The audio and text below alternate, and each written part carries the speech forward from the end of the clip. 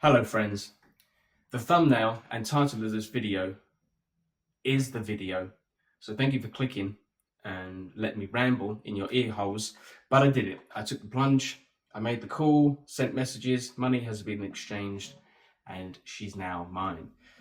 I'm very happy with this decision. In my previous video, I was kind of on the fence, not because I didn't like the guitar, because I did like the guitar, but it was a question of money, because something like this was something I wanted, but it's come along like 6 months too early in my plan of when I wanted to try and get a guitar. But the opportunity presented itself, and I had to take it. I'm glad I have. I've geeked it.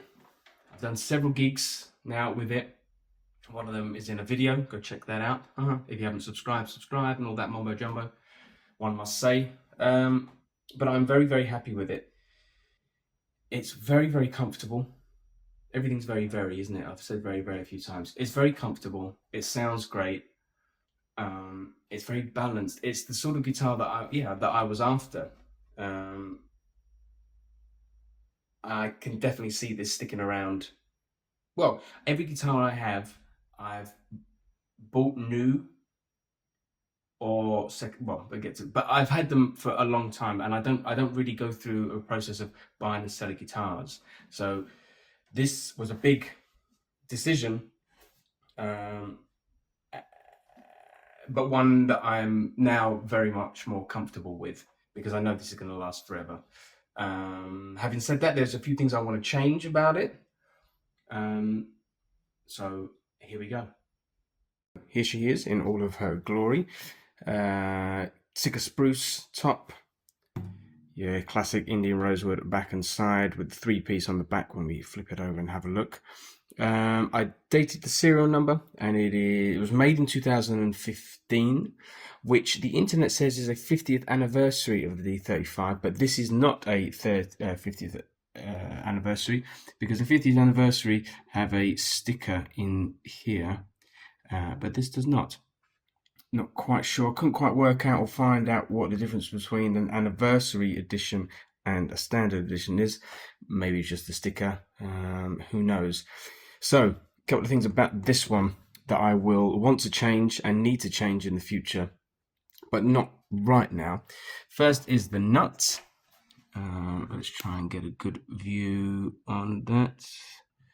So, definitely usable at this stage. I've done a couple of gigs with it at this point, but as you can see with the my fingers, Jesus, look at the size of them. It's quite low on, where's my fingers there?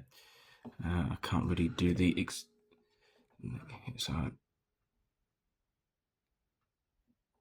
there's not that much room in it. I'm putting my other finger here to sort of,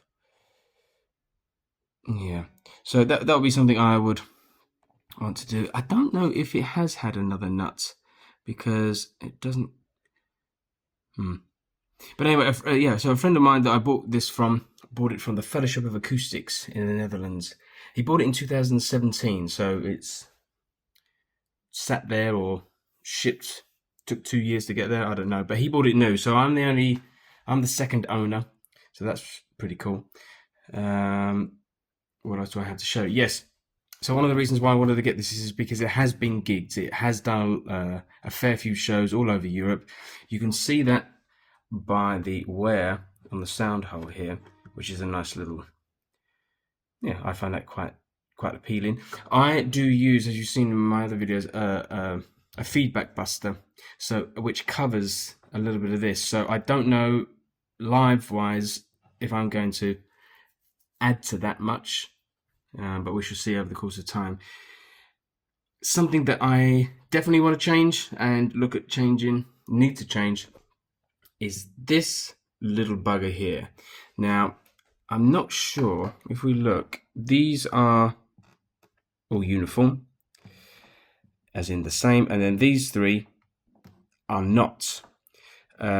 This one, the E fits okay, although it does appear to be, I haven't measured them properly, but it does seem to be a little bit bigger diameter wise than the what I assume is the original. Although I should have asked him about this. I haven't asked him.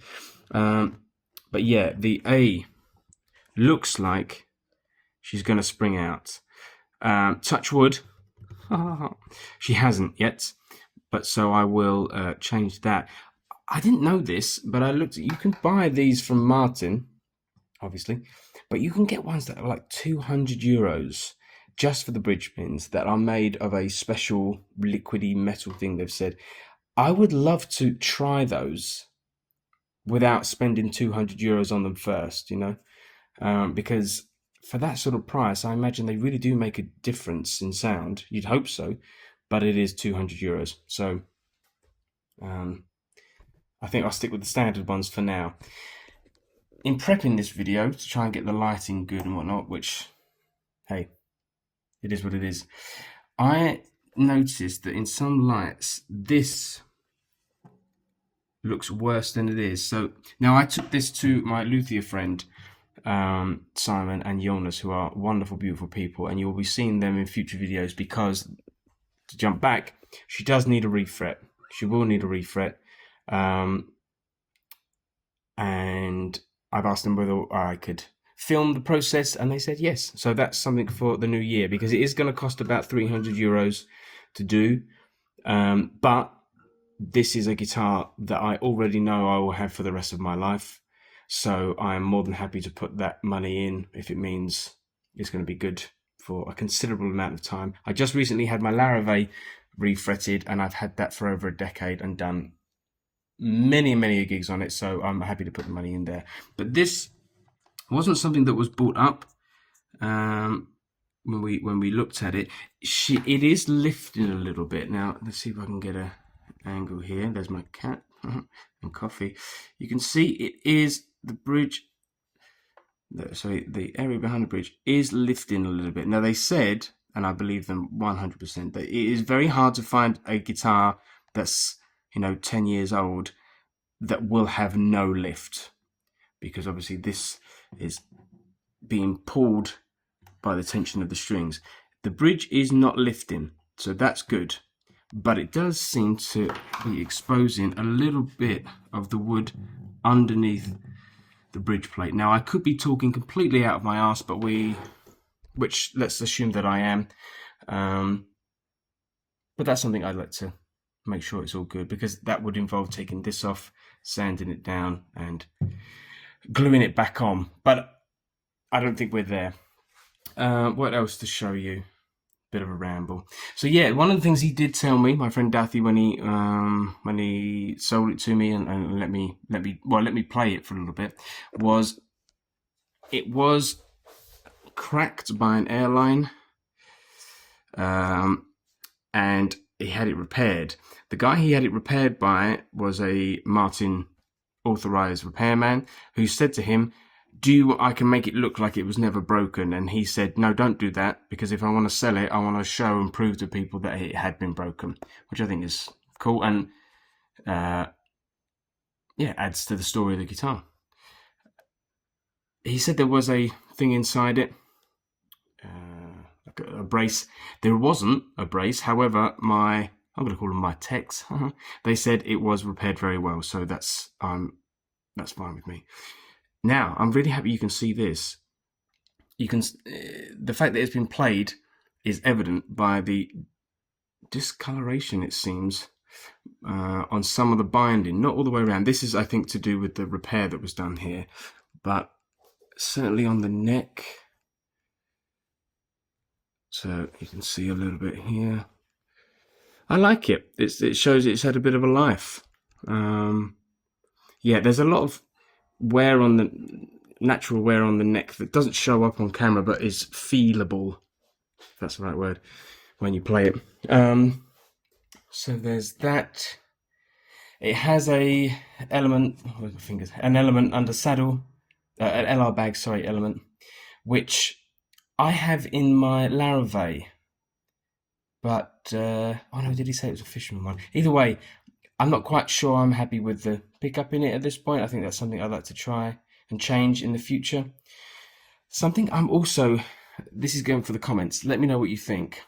I'm not sure if I'm 100% taken on the black scratch plate. I quite like the tortoiseshell ones that you get on some of the HD35s, I believe, and even maybe just the modern ones have them more recently. I'm not sure, but I'm wondering whether to change that because I'm not quite sure. I'm not sure how I feel. Let me know what you think. Of course, I've got to show you the main bit, which is what makes it really nice, which is kind of a shame it's on the back because it is the most... Oh, there I am. Hello. Hello. It is a very pretty back, which, yeah, you don't really see because it's always against the body. But it is nice. It is nice. Is there anything else to really show you? No, just that sort of... I tried to give it a clean up because, yeah, like I said, it's been gigged. I put a fresh set of strings on it. 13s I wanted to put 12s on it, but I had 13s, but I tuned down half a step, so that's where we're at the moment. But I think it sounds great. I'm not going to bother doing a sound thing at this point because there's so many people online that do way better sound comparisons of it. But if you know these guitars, you know what they sound like. If you don't know what they sound like, they sound bloody good. So there we are. Thank you very much for watching. I hope this has been a coherent video. Big love to Dathy Rua of the Rua Room, Songs from the Rua Room. Go check his channel out. I'll pop that in the description because in the background of some of those videos, or certainly in his promo stuff up until this point, has been this guitar. Yeah, thank you very much. Subscribe, follow. I really appreciate you watching these videos. Like I've said a million times before, still trying to find my feet. Everything's a little bit different and new. But yeah, we're getting there. I appreciate you coming along for the journey, and I love you and I'll see you soon. Okay, bye.